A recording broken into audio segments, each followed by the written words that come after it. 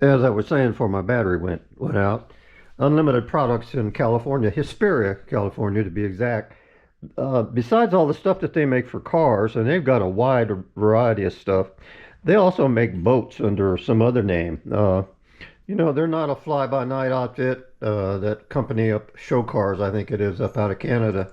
I've heard more people bitching about them than anybody that I could think of. And not only is their stuff sometimes not very good, sometimes it is, but their promise of delivery certainly lacks something to be desired. Now, in my particular case, I ordered a 4.5 or 4 3/4 inch Cowl Induction Hood for a 4 headlight 1975 to 1980 Chevrolet Monza. They promised me an 8-week delivery. By God, it hit the door at 8 weeks. The only problem is the hood was for a Vega, and it just so happened to be that my car was away, and I didn't really notice the fact that it's got to have a 4 headlight deal instead of a 2 headlight. So I said, oh shit, what am I going to do?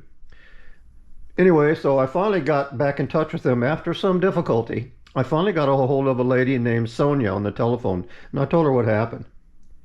And I told her, I said, I know that it costs a lot of money to get these things shipped, and that I wanted the hood, the right hood, more than I wanted to fight with them about how much it cost to ship it. And that, as a matter of fact, the shipping cost was $270 from California to my home, which is near Kansas City.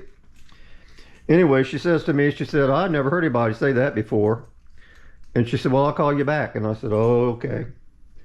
By God, the next morning she called me back. She said, we're going to build you a new hood and we're going to send it to you. And as far as the old hood is concerned, keep it. We don't want it back. Do whatever you want. She said, put it on Facebook, sell it, tear it up. She didn't care. Blew me away. Okay. So she said it'll be another 2 weeks before the hood got there. And it did. It arrived on time, even though we had a hell of an ice storm. First time I set it on, it fit really well. I was surprised. I mean, on the only part that I saw that was a little funky was on the nose, where the air inlet is for the radio and everything. It set a little bit high, but if you push down on it like you would when the hood was latched, it fit nice all the way around. Anyway, what we're looking at here now, this is the air.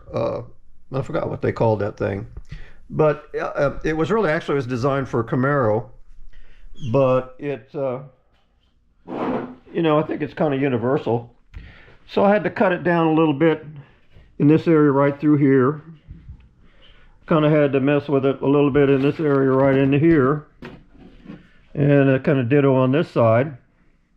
I watched a couple good YouTube videos from some good folk who gave me good ideas. Said, get that 56 degree sandpaper, rough it up real good, clean it off with the acetone, and go on about your business.